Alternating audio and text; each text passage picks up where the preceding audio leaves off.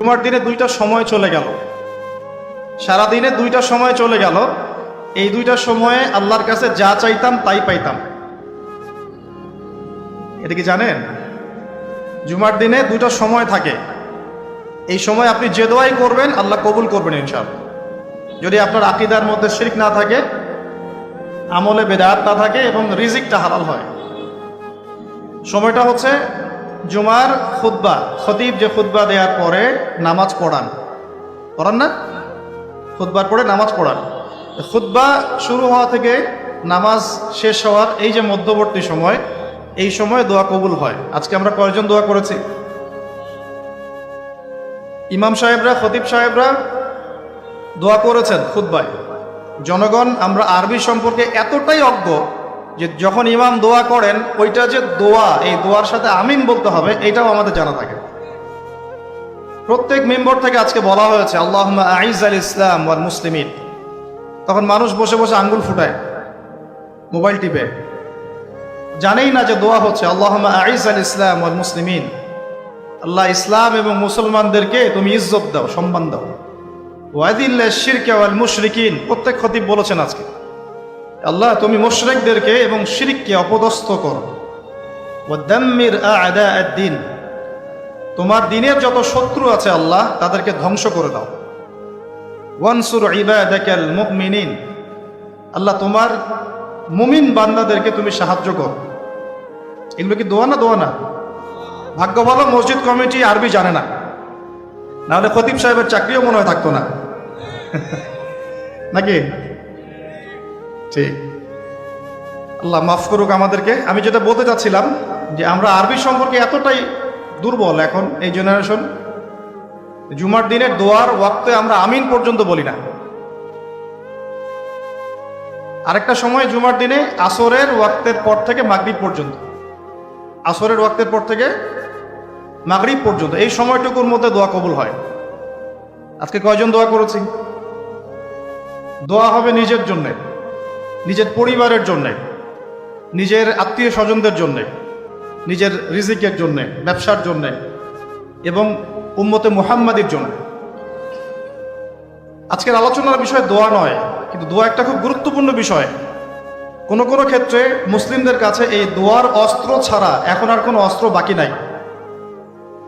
তো এই অস্ত্রটা কি আপনারা প্রয়োগ করতে পারবেন না পারবেন না? আল্লাহ পাক তৌফিক দান করুন, আমিন। যখন মানুষের অস্ত্র ধরার সুযোগ থাকে না তখন তার অস্ত্রই হচ্ছে অস্ত্র।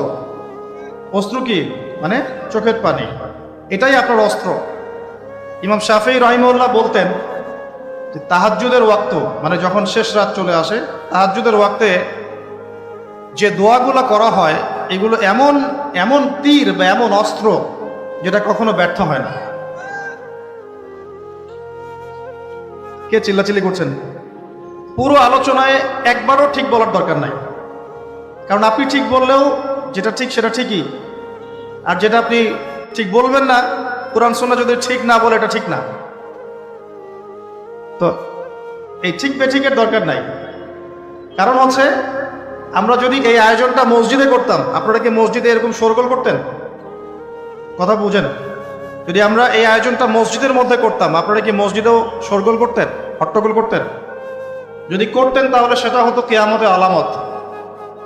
নবী সাল্লাল্লাহু আলাইহি ওয়াসাল্লাম বলেছেন কিয়ামতের আগে আগে মসজিদগুলো হবে চাকচিক্যময় এবং মসজিদ থেকে হেদায়েত উঠে যাবে। মসজিদ থেকে হেদায়েত উঠে যাবে। এমন হাদিস এসেছে যে মানুষ জামাতে নামাজ পড়বে কিন্তু মুসল্লিদের মাঝে একজন প্রকৃত ইমানদার খুঁজে পাওয়া যাবে না। আপনাদের কি মনে হয় সেই যুগটা আসতে বাকি আছে অনেক? তো মসজিদে যদি শোরগোল হট্টগোল করা হয় এটা হচ্ছে একটা কিয়ামতের সাইন, যে কিয়ামতের আগে আগে মসজিদের শোরগোল হট্টগোল বেড়ে যাবে। আপনারা কি এটা চান? তো আমরা যদি এই আয়োজনটা মসজিদে করতাম, আপনারা কি চিল্লাচিল্লি করতেন, হট্টগোল করতেন? মনে করেন এখন আমরা একটা মাঠেই বসে আছি, কিন্তু এই মাঠে কোরআন এবং সুন্নাহর কথা হচ্ছে, আমরা কি হট্টগোল করব, শোরগোল করব? আল্লাহ পাক আমাদের সবাইকে কোরআন এবং হাদিসের সামনে আত্মসমর্পণ করার তৌফিক দান। আজকে 5 ওয়াক্ত নামাজ কারা কারা পড়েছেন হাত তোলেন দেখি। মাশাআল্লাহ, হাত নামান। আজকে সারাদিনে সূরা কাহাফ পড়েছেন কতজন? ঠিক আছে, অনেস্টির সাথেই বলেন। মাশাআল্লাহ। জুমার দিনে সূরা কাহাফ তিলাওয়াত করতে হয়, এটা কি আপনাদেরকে কেউ বলেছে না বলে নাই? এটা কি জানা আছে না জানা নাই? জানা আছে? আচ্ছা, কেন প্রত্যেক জুমায় সূরা কাহাফ তিলাওয়াত করতে হবে? কেন? নবী সাল্লাল্লাহু আলাইহি ওয়াসাল্লাম বলেছেন, একটু মনোযোগের সাথে শুনতে হবে আর মনোযোগটা ধরে রাখার চেষ্টা করেন। 1 ঘন্টা 1.5 ঘন্টার ব্যাপার।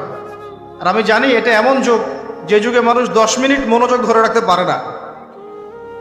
এর কারণ কি জানেন? এর কারণ হচ্ছে স্মার্টফোন। এর কারণ কি?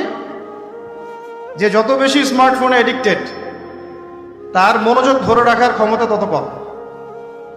আমরা এখন মনোযোগ ধরে রাখতে পারি না, এটা একটা অন্যতম কারণ। তো প্রত্যেক জুমায় নবী সাল্লাল্লাহু আলাইহি ওয়াসাল্লাম সূরাতুল কাহাফ তেলাওয়াত করতে আমাদেরকে উৎসাহিত করছেন। এর পিছনের কারণ হচ্ছে নবী সাল্লাল্লাহু আলাইহি ওয়াসাল্লাম বলেছেন, সূরাতুল কাহাফ যে ব্যক্তি জুমার দিন তেলাওয়াত করবে, এক জুমা থেকে আরেক জুমা পর্যন্ত তার যে জীবন, এই যে হায়াতটা, আল্লাহ পাক এটাকে নূর বা আলো দিয়ে ভরে দিবেন। আলোর কেন দরকার হয়? আলোর দরকার হয় কেন? অন্ধকার থেকে নিজেকে বাঁচানো বা অন্ধকারে পথ দেখা, পথ খুঁজে পাওয়া, এই জন্য তো আলোর প্রয়োজন হয় নাকি?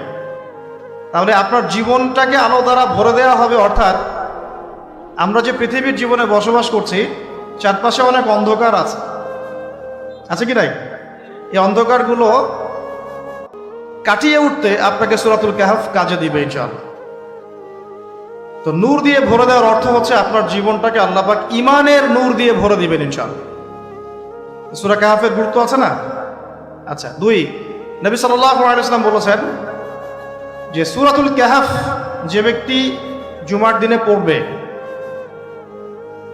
এবং এর কমপক্ষে প্রথম 10টা আয়াত মুখস্থ করবে, তার জীবদ্দশায় যদি মাসিহুদ দাজ্জাল বের হয়, এই দাজ্জাল সেই ব্যক্তির কোনো ক্ষতি করতে পারবে না। খুশি হন নাই? একটু বোঝায় আপনাকে যে এই পৃথিবীতে এখন যতগুলো সমস্যা আছে বা যতগুলো ফিতনা আছে, এগুলোকে যদি একত্রিত করি তবুও দাজ্জালের সমান হবে না। নবী সাল্লাল্লাহু আলাইহি ওয়াসাল্লাম বলেছেন, পৃথিবীতে আদম আলাইহিস সালামকে সৃষ্টি করার পর থেকে কিয়ামত পর্যন্ত মাসিহুদ দাজ্জালের মতো ভয়ঙ্কর কোনো ফিতনা আসে নাই, আসবেও না। আল্লাহর এমন কোনো নবী নেই যেই নবী তার কওমকে দাজ্জাল সম্পর্কে সতর্ক করেন নাই। এমনকি নূহ আলাইহিস সালাম পর্যন্ত তার কওমকে দাজ্জাল সম্পর্কে সতর্ক করেছেন। আর আমি মুহাম্মদ সাল্লাল্লাহু আলাইহি ওয়াসাল্লাম তোমাদেরকে একটা বাক্য বেশি বলছি যা অন্য নবীগণ বলেন নাই। সেটা হলো মাসিহুদ দাজ্জাল এক চোখে অন্ধ হবে, তোমাদের রব আল্লাহ তিনি অন্ধ নন। যে ব্যক্তি জুমার দিনে সূরা কাহাফ তেলাওয়াত করবে এবং সূরা কাহাফের প্রথম 10টা আয়াত কমপক্ষে মুখস্থ করে রাখবে, এর হক আদায় করবে, তার জীবদ্দশায় যদি দাজ্জাল বের হয়, দাজ্জাল তার কোনো ক্ষতি করতে পারবে না। পৃথিবীতে যত ফিতনা আর ফাসাদ এখন দেখছেন, শিরকের ফিতনা, বেহায়াপনা, বেপর্দা, রিবা বা সুদ, মাদক, দুর্নীতি, জুলুম, নির্যাতন, চুরি, ডাকাতি, যত কিছু, সব কিছুকে একত্রিত করলেও দাজ্জালের সমান হবে না। তাহলে আমরা কি এই ফিতনাগুলো থেকে বেঁচে থাকতে পারছি? আপনি কি পর্নোগ্রাফির ফিতনা থেকে মুক্ত? আপনি কি ইন্টারনেট জগতের এই নোংরামি ফিতনাগুলো থেকে মুক্ত? আমি কি মুক্ত? আমি নিজেও মুক্ত না। আপনার সামনে ভালো সাজারও আমার কোনো দরকার নাই। আমরা যারা ইন্টারনেটে ঢুকেছি একবার দুইবারও জীবনে কখনো, তারা কেউই চোখের পাপ থেকে বাঁচতে পারে নাই। তাহলে ভালো সাজার তো প্রয়োজন নাই, আল্লাহকে ইস্তেগফার করার দরকার, আল্লাহ মাফ করে দেন। আমরা কি এই যুগে ইন্টারনেটের এই নোংরামি বেহায়াপনাগুলো থেকে মুক্ত থাকতে পারছি? না। আমরা কি এই যুগের সুদভিত্তিক অর্থনীতি থেকে মুক্ত থাকতে পারছি? আমাদের যুব সমাজ কি এই যে টিকটক বলেন, পাবজি বলেন, ফ্রি ফায়ার বলেন, মাদক বলেন, কিশোর গ্যাং বলেন, এগুলোর ফিতনা থেকে তারা কি মুক্ত? আমাদের মেয়েরা কি ফ্যামিনিস্ট রেভলিউশনের ফিতনা থেকে মুক্ত? আমাদের মেয়েরা কি বেপরদামির ফিতনা থেকে মুক্ত? যুবক যুবতীরা কি হারাম অ্যাফেয়ার্সের ফিতনা থেকে মুক্ত? পরিবারগুলো কি পারিবারিক কলহ থেকে মুক্ত? আমাদের সন্তানরা কি ফিতনা থেকে মুক্ত? আমাদের প্রত্যেকটা খাবার কি বিশুদ্ধ, পরিশুদ্ধ না করাপ্টেড? আমাদের বিশ্বের পুরো পলিটিক্যাল সিস্টেমটা কি আল্লাহ পাকের আইন দ্বারা চলছে? আমাদের পুরো মুসলিম উম্মার প্রত্যেকটা জাতি আজকে কি কুফফারদের নির্যাতনের ফিতনা থেকে মুক্ত? তো আমরা যদি এই ফিতনাগুলো থেকে মুক্ত হতে না পারি, কিভাবে দাজ্জালের ফিতনা থেকে আমরা বাঁচতে পারি? আমি কি বুঝাতে পারছি দাজ্জালের ফিতনা কত বড়? বুঝতে পারছেন? সে যখন বের হবে তখন সে সারা বিশ্বকে শাসন করবে 40 দিন। কতদিন? যার প্রথম দিনটা হবে 1 বছরের সমান, দ্বিতীয় দিনটা হবে 1 মাসের সমান, তৃতীয় দিনটা হবে 1 সপ্তাহের সমান, বাকি দিনগুলো হবে আমাদের দিনের মতো। সত্যি সত্যি কথা কি জানেন যে আমরা এখন চিন্তা করতে ভালোবাসি না, পছন্দ করি না। আমাদের চিন্তা করার সময় কোথায়? আমাদের সকালবেলা ঘুম থেকে উঠে ব্রাশে পেস্ট নিয়ে বাথরুমে যেতে হয়, কারণ আমাদেরকে অফিস ধরতে হবে 8টায় 9টায়, কাউকে স্কুলে কলেজে ইত্যাদি ইত্যাদি। চিন্তার সময় কোথায়? চিন্তা তো করতাম আমরা তাহাজ্জুদের ওয়াক্তে, তাহাজ্জুদের নামাজ পড়ে চুপচাপ বসে চিন্তা করতাম কি হচ্ছে, কি হতে পারে, আমার কি হালত, আমি কি করব, দুনিয়াতে কি করলাম, পরকালে কি উত্তর দিব ইত্যাদি।